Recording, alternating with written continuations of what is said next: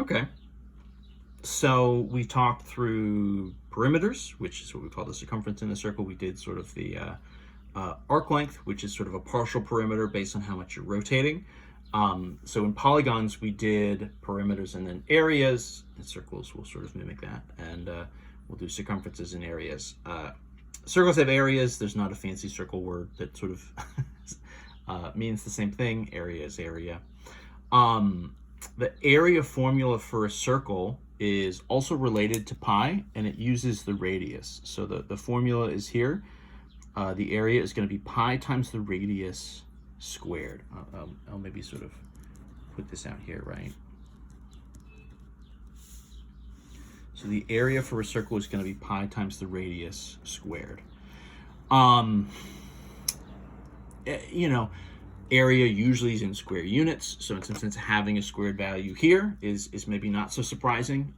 If you're trying to sort of distinguish and sort of remember the two different formulas, you might remember, hopefully from the last video, that the circumference was 2 times pi times the radius, and then the area now is going to be pi times the radius squared. So it's sort of doubling the radius versus squaring the radius. If you think of like, okay, you know, perimeter is just regular units, so times 2, area should be squared units, so that the value here is squared. You can kind of maybe see a connection there to help you remember which is which.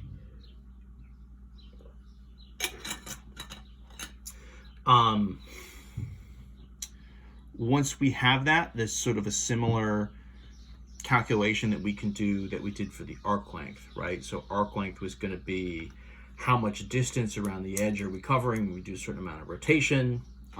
There's a similar sort of idea here for area, which is just what we think of as, we call essentially the area of a sector, right? That you could think of it as sort of the area of a slice of pizza or whatever. Pizza pie, are these things related? Who's to say? And so this is pretty similar to the formula that we used in the arc length one, right? Arc length was the circumference times whatever our sort of angle of rotation is over 360. It's essentially just like, right, how much of a rotation are you doing? A half a rotation, a quarter rotation, a sixth of a rotation, right? 172 over 3/60ths of a rotation. So taking that times the circumference gave us the arc length, right? That distance around the edge. We do the same thing here to sort of find the area that we're sweeping out. So it's just whatever the total area is times the angle over 360. A pretty quick thing, you could think of this, you know, one of our examples here sort of has to do with fan blades.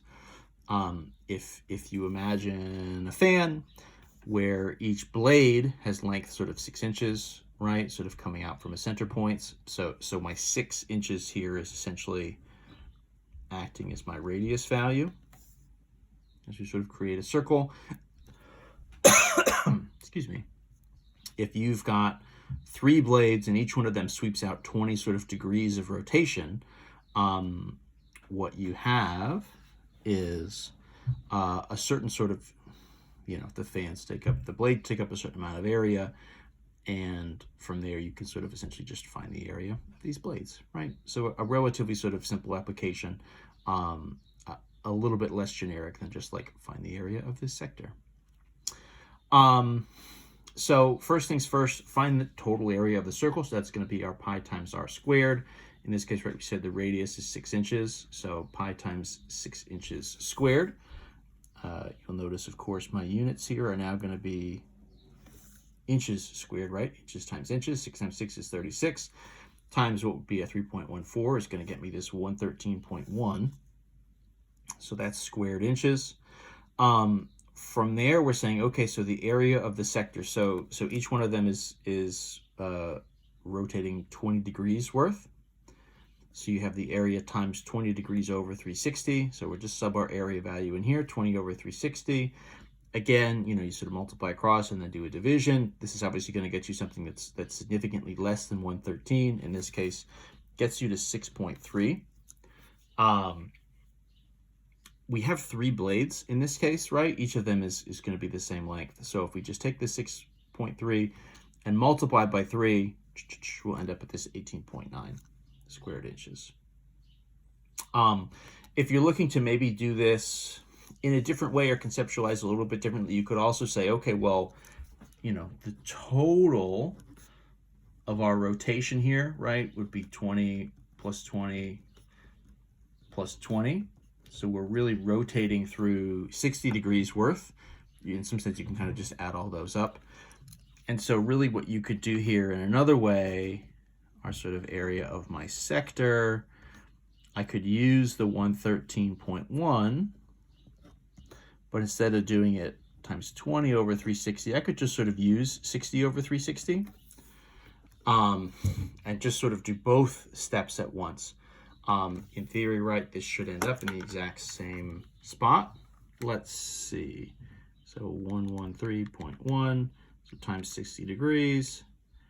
And then if we do a division by 360, yeah, 18.85, which will sort of round to 18.9.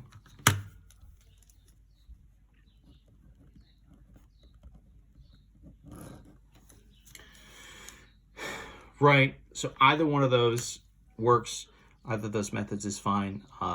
It's all just sort of variations on the area stuff. We're good to go from there. I'm going to do one more video where I just run a couple examples from the exercise set that does a couple more variations.